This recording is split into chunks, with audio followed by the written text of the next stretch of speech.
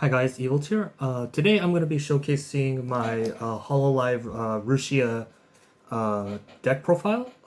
This is with the inclusion of Hololive Volume 2 editions. I made some significant changes to the deck I was running originally back in Volume 1. Part of it is due to the fact that Rushia is still, even though she's no longer part of Hololive, she is still my favorite character, favorite VTuber during Hololive. So I definitely have this deck attributed to just making sure I can just play with Rushia orientated cards. Obviously, I'm just this is only using the current level 3 combo that she has. Unfortunately, all the rest of her cards I couldn't really squeeze into the deck just due to usability and due to in part to how my locals plays out. So without further ado, I'll start with the deck profile. So starting with the level 0 profile, I'm playing 3 copies of the 0/0 Kanata. This card is during my opponent's turn. If I have 5 or more cards in my hand, she gets level +1 and 1500 power. And she also has to come into play, take the top card of your deck and put it to your clock. Deck search your deck for a level 1 or lower character and add it to your hand. Standard Ricky profile. The really important, really good early game. Is even if you don't play with the Ricky effect for turn 1, it's still a 3K level 1 that pretty much is really strong defensively. And then Ricky effect is just really good, especially for consistent getting to level 1 combo. So definitely 3 copies of it. Also, another function is that she is yellow. She is a yellow character, so it fulfills color requirement for the flare that we'll be showcasing later. Next up is 3 copies of Zero Noel. This is the Noel Brainstormer from the Gen 3 TD. Her first effect is continuous all your other 1/0 flare from the TD, which I do not play, and 3/2 Rushia, which is the level 3 combo of this deck, gain 1000 power. So it's basic global support to level 3/2 Rushia, and it is a Brainstormer. It is pay 1 tap self, reveal the top 5 cards of your Brainstorm, top 5 cards of your deck. For each climax you hit, you draw one. It is a draw Brainstormer. There is some demerits to not being able to selectively add cards, unfortunately, but milling 5 to just still draw a card is still fine as a Brainstormer, and then she is necessary to early play Rushia at level 2. So unfortunately, she is the Brainstormer that we have to use primarily, and we can't really fit any of the Brainstormers in here. Afterwards is 3 copies of 0/0 Fubuki. This is the double R from set 1. She has a come into play effect of when she comes into play, give a character 1500 power. So she can either pump herself to become a 2/5 or pump, like say Kanata to hit 3K or some other characters to hit better power line thresholds to be able to trade characters or challenge lanes. And then she has another effect of when she gets sent from stage to waiting room, you may discard a card from your hand, look at up to the top 4 cards of your deck, add a level 1 or higher card from among them to your hand. Pretty much, this is the pretty much a free discard outlet, free filter, and free mill out of your deck. The game plan of a Rushia deck generally wants to have at least 3 stock entering level 2, and you want to use your stock pretty sparingly early, especially you anticipate getting eating damage quite early. So I definitely value the free discard outlets that Fubuki gives out, and then also it is a free mill for worst case even if you don't add anything. But overall, it's just a generically good card. It's also a really good starter to turn either going first or going second. She can come into play. Your opponent has to deal with it by using like a stock kick suicider, or clock kick suicider, or bottom deck suicider of those sorts, or they'll just let her proc her effect by sending her to the waiting room. And then on going second, she is a 2/5 beater, or again can pump someone else by 1/5 to be able to challenge down the lane. Next up, I play 2 copies of the Double R Mio from Volume 2. This card is absolutely cracked. It's a really insane card, actually, in my opinion. I wasn't sold on it when it first released, but I've been sold due to very instances to my good friend Tommy, who's told me to include this into the deck. What it does is it's coming to play. You can look at the top 2. She has both. She can come into play, look at the top 2 cards of your deck. You can either choose to send them to the waiting room or put them back to the top of your deck in any order. So it just freely manipulates the top 2 cards of your deck. Really strong card. You see cards that you don't like, just send them to the waiting room, or you want to put cards in a specific order, you can rearrange them, or just do send one, keep the other, stuff like that. It just does it has a lot of versatility, being able to manipulate the top 2 cards in your deck. And manipulating the top card of your deck is very important for some of the other cards that we will be playing. And then her second effect is whether when she comes into play from hand to stage from hand, or is sent from stage to waiting room, so it activates has 2 different activation timings. It is a drop searcher. It is pay 1, discard a card, search your deck for a Hololive character, add it to your hand. Just a really strong profile. You can deck search on play, on death. And it also lets you manipulate the top 2 cards in the deck. Very good, very strong, very good, consistent card. Next up is 2 copies of 00 Rene. This is another profile that a lot of players are really on. It's a really strong level 0. It has a come into play, discard a card, reveal the top card of your deck, salvage a level X character from your waiting room, where X is equal to or lower than the level of the revealed card. So basically, it lets you freely hand filter your hand. You can discard a card and then salvage level X character. Most of the time, you'll almost always be salvaging a level 0, but Hololive has a very strong 0 game to where it really almost doesn't matter what 0 you grab. And if you do hit a level 1 or higher character, you get to salvage a level 1 or higher, which is really strong. And then her second effect is lets her recur really well. Is during this character's battle, if your damage is canceled, you may return this card to your hand. So basically, when she is being fronted and you take and you cancel the front damage, she will return to your hand before the character battle happens. Therefore, she won't get reversed, and she comes back to your hand, so you can recur the on play effect for next turn. Really strong card, really obnoxious to play around, especially for decks whose level 0 game has a lot of on reverse effects. So it's really obnoxious to play around, especially when one cancel just snowballs into a very strong tempo game for you. Next up is 2 copies of 00 Ina. This Ina is coming to play Climax Stop, so when she comes to play from hand, you may pay 1, discard a Climax, choose a Climax in your Raven and return to your hand, basically to freely change out your Climaxes when you have the wrong one. She also has another effect of when she comes to play, look at the top 2 cards of your deck and rearrange them in any order. It's just like any Scar. She's a little bit weaker than the Mio, but it's still okay. She does rearrange the top cards of your deck, so you can either safely resolve any top check effects, especially in conjunction with like the 00 Rene, or with another card in the deck that I'll be showcasing later. And she also, because she top checks, she also lets you hit confirm the Noel. So like, say you hit a Climax up there, you don't really want to see it, you hit confirm with the Ina, and then a Noel Brainstorm will easily get you there. And the last 2 cards I'm playing, I just dropped it early. The last 2 zeros I'm playing actually is 00 Polka. This is a double R in Volume 2 as well. This card is an Amagi clone, which that means is when you play a Climax, you may pay 1 stock, reveal up to the top 4 cards of your deck, choose 1 character, Hololive character from one of them, add it to your hand. Basically, when you play a Climax, you just get a free Mo 4 out of it. And then she has another effect, which is also when you play a Climax. When you play a Climax, the cost is bounce her back to your hand. You can look at the top card of your deck, either leave it on top or send it to the waiting room, and then give 1500 power. Choose a character on your Hololive character on your field, give 1500 power. So our power pumps a character 15 and lets you scry the top card of your deck when you play a Climax. Really important. So her pay 1 look at 4 effect can effectively turn to pay 1 look at 5. It's a really strong card, really strong 0. And then if you pump with Fubi, she's still a 3/5 beater. She's probably she is the biggest level 0 in my deck on my turn.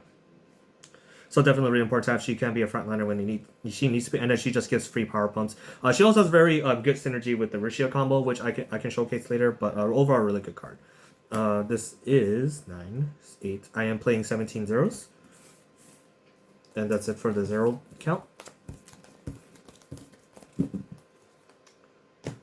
Next up is my level 1. My level 1 spread is pretty simple. I'm not really playing any spice or any frills in my level 0 count. So my level 1 combo of choice is going to be the 1-0 Mume, I believe it's a rare? Yeah.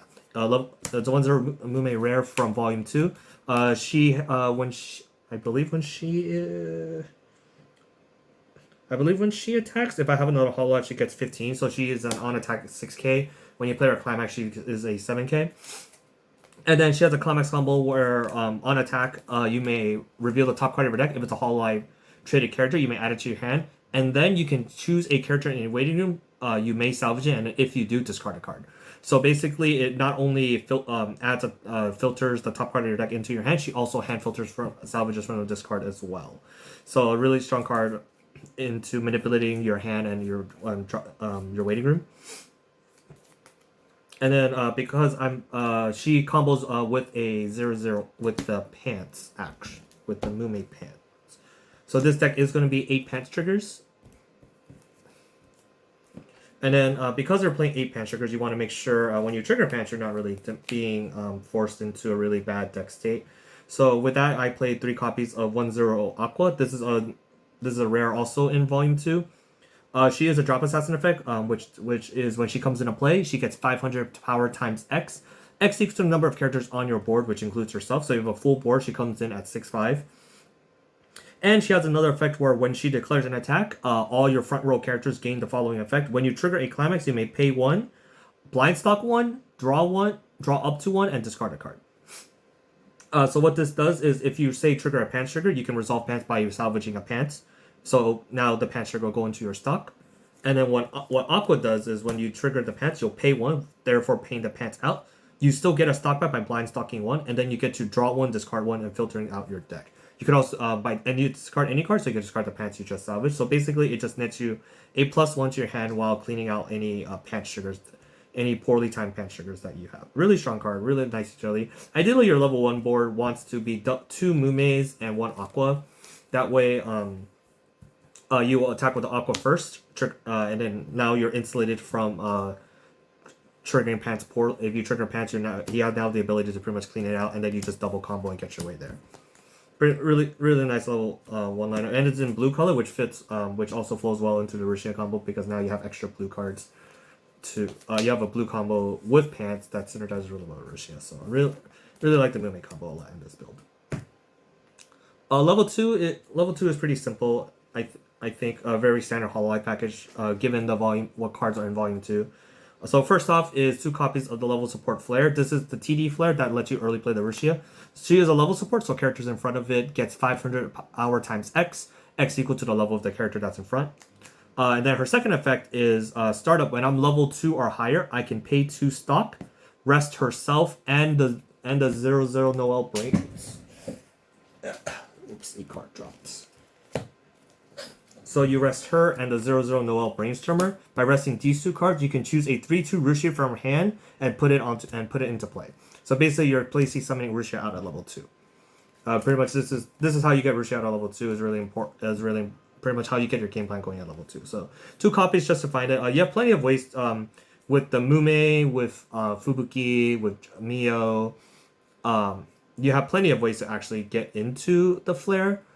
So I'm not 2 copies pretty much enough to find it in stock. Sometimes it's just pretty much you have plenty of ways to grab into it.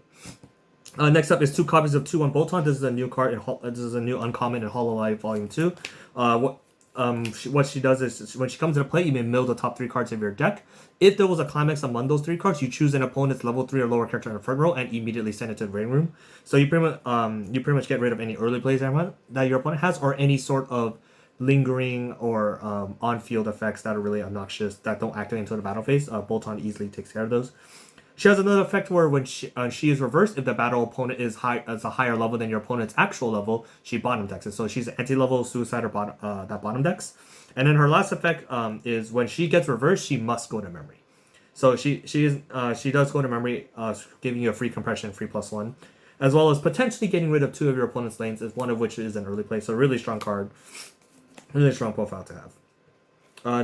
Next up is the Suisse anti-change backup. So it's a 2/1, 2500 backup. And then when you use the backup effect, you may discard 2 cards from your hand, choose an opponent's character whose level is higher level than their own, and then bottom deck it. So it's another way to get rid of pesky early plays.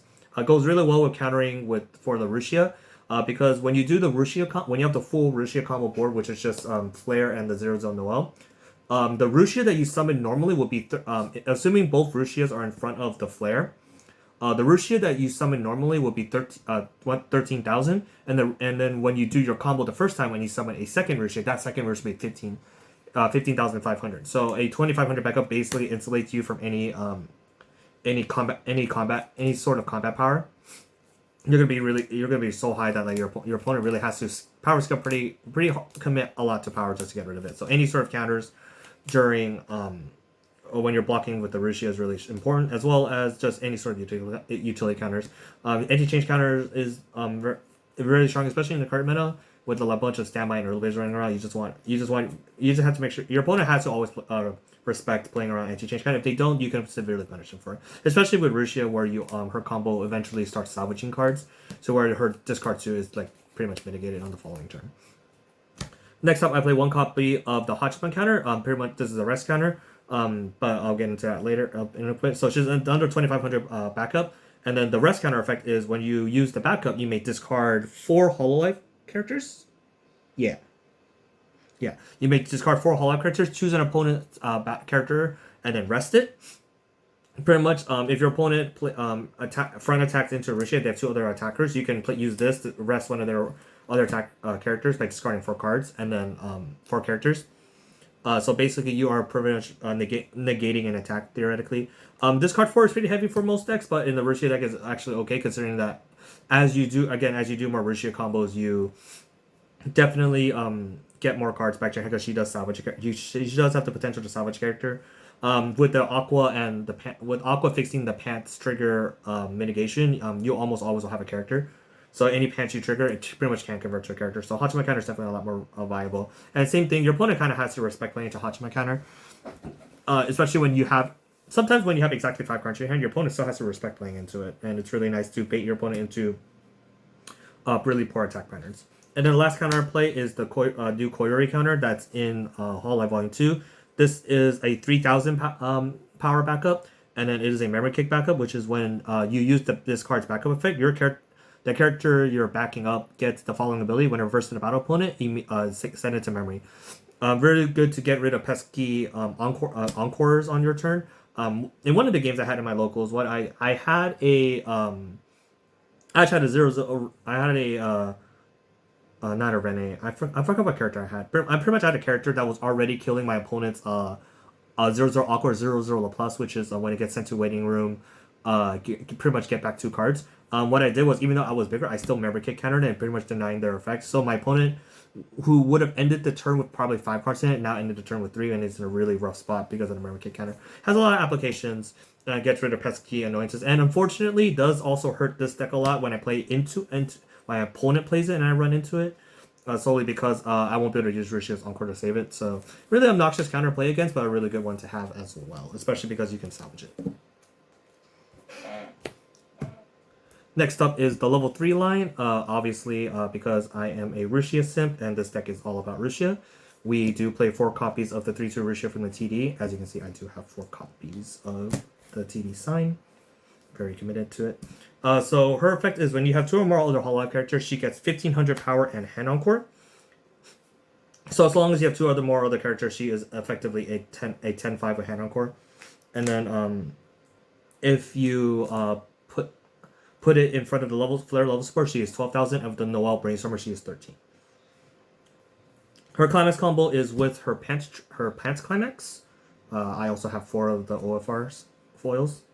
So her climax combo with the pants climax is when the climax comes into play, you may choose a Hololive character in your waiting room, and depending on where you retrieve the card, perform the effect. If you choose to summon the card to the stage, that summoned character gets 2,500 power until the end of your opponent's next turn.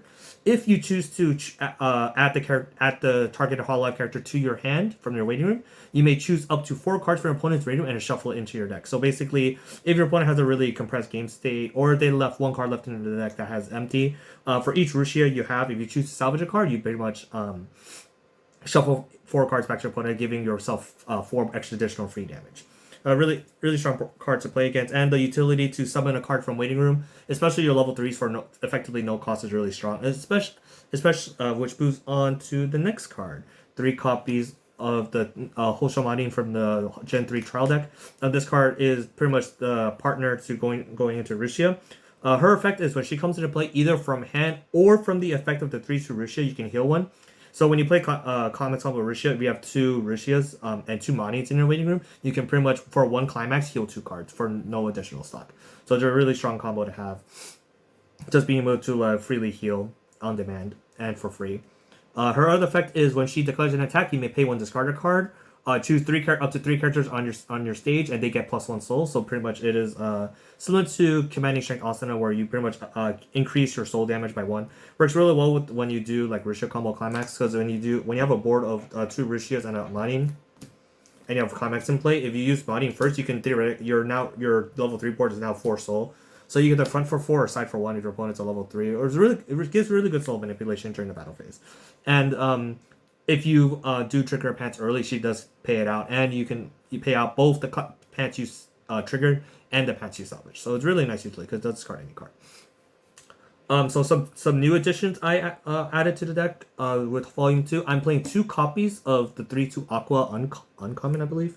Yeah, uncommon. So she has multiple effects. Only 2 of which you use, one of which is the most important. So she does have an early play condition. If you have a specific 2/1 Toa and a 2/1 Suisei, she does get level -1 in your hand, so you get to summon it at level 2. I do not play either of those cards because I don't plan on early playing this the normal way. Her second effect is when she comes to play, you may draw up to 2 cards from your deck and then discard 1 card. So pretty much hand filters and recurs herself back. And then her last effect, which is the reason why I play her, is when my character in my middle's position of the center stage declares an attack, I can pay 1, discard 2 cards, then reveal the top card of my deck. If it is a Hololive character, she restands. So basically, she's effective. With in conjunction with Rushia, I become a 4 or 5 attack deck in a deck that's trying to shuffle multiple cards back to my opponent's deck. So the weakness of the Rushia deck, pre Hololive Volume 2, was that your opponent can easily play around your combo, just your shuffle combo, just by either resetting, putting their board, leaving no cards in the room for you to shuffle back, or be really strongly compressed. Another problem with the Rushia combo is even if you get the full combo off, if your opponent has 3 climaxes left in their deck, they can actually, even though you shuffle maybe 8 to 12 cards in your deck when you do full wombo, they can still potentially cancel all 3 attacks and you still lose the game for it. So unfortunately, 3 attacks with just shuffle back isn't really strong. But when you combo, if let's say you shuffle 8 cards back, but you change it up to having 4 attacks, or you only shuffle 4 cards back, but you end up having 5 attacks, that your ceiling goes up dramatically, in my opinion. And I definitely tried. I didn't try this at locals. I played the deck without this card during my locals, and I found myself just being 1 attack short of winning. So I ended up trying the Aqua in testing. I tested this in casual games, and Aqua definitely put in a lot of work. Definitely won games with when I had my opponent had only 6 non-climaxes in the waiting room.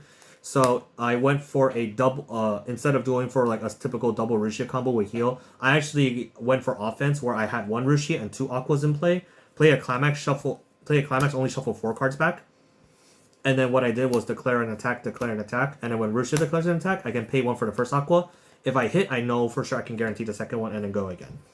Aqua also synergizes really well with this deck at level 2. So if when you have Rushia at level 2, you don't really have a lot of kill potential because your only cards, your only good like kill potential cards are in the Rushia. So what you can do is when you have 2, if you're still at level 2, you have 2 Rushias on your board, and you play combo again for the following turn, what you can do is use 1 Rushia to shuffle 4 cards back and use the second Rushia to summon an Aqua. The Aqua will get 2,500 power, making her an 11k, 12k with climax. If you choose to put the flare support behind it, she's 13.5. So she is killing a lane, and then you have a 4 attack lane, and you still do the typical shuffle 4 cards back. And because you to shuffle 4 cards back, you salvage the card, you mitigate her discard 2 cost. So there's a lot of synergy with this card. I really like the synergy between Aqua and Rushia here. So I definitely include it. It's definitely an inclusion. I kind of sometimes want to fit in the third one, but unfortunately I don't have the space. And the last 2 slots are taken by very important utility cards, just so I don't auto scoop to specific games. One of which is the Stock Swap Matsuri. She has an effect where when you use a startup, she gets 1,000 power per card in your back row. So basically, she becomes a 12k if you use a startup. That effect isn't important. What's important about Matsuri is that she is a stock swap, which is when she comes into play, you may pay 1 stock. Your opponent takes all of their stocks, sends it to the waiting room, and then put top X cards from the top of their deck to their stock, where X is the amount of cards that they put out of their stock. So they have 8 cards in their stock when you did this combo. You take 8 stocks, their 8 stock, put into the room, and then you take the top 8 cards of their deck and put it back into the stock. Effectively, if they have a really compressed deck, you pretty much are trying to hit climaxes into their deck. And this combo works a little well with Rushia because what you'll do is you'll stock swap them, sending hopefully their compressed stock in mess up their deck state by putting climax into your stock, and then you shuffle 8 cards back with like 2 Rushias, or if you do have the 5 stock, you just play a 3rd Rushia and then shuffle 12 cards back, hopefully getting you lethal then. So for decks that do get a lot of stock compression, Matsuri is just a key card just to have to get yourself out of that sticky scenario. And the last card I'm playing is a 1 copy of 3/2 Watami from Hololive Volume 1. This card is a menace to this deck, so of course, we will have to play it in conjunction just to counter the other menaces that are in the format. She has an early play condition. When you have 4 or more other Hololive characters on your board, she gets level -1, so you can play her at level 2. And then this is also the reason why all the top checkers at level 0 are very important, because when she comes into play, reveal the top card of your deck. If it is a Hololive character, choose a level 3 or lower character on your opponent's part, and it immediately send it to the bottom of the deck.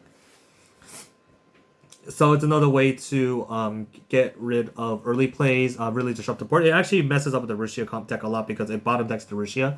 So in the mirror match, this card is like pretty pivotal to your success in winning the mirror. This card was really good because when you combo it with, say, the 2/1 Bolton, you basically effectively have, if you don't commit to the Rushia play at level 2, you have a secondary game plan of just messing up your opponent's entire early play combo by using Bolton, a conjunction of Bolton and Watame a lot. So I really like this combination of cards. Yeah, and that is the current deck that I'm running right now. Hopefully you guys enjoyed the deck profile, and I didn't really showcase much of it, but I do just showcasing how to I wish that I can continue supporting Rushia, but unfortunately that dream will no longer be alive. So I will keep playing the deck as is. And yeah, hopefully I do plan on doing more deck profiles with things I have, but hopefully you guys enjoyed this one, and yeah, just let me know in the comments below what you guys think, any suggestions you guys feel you guys might want in this deck. And yeah, thank you for watching, and I'll hopefully see you guys next time. Bye.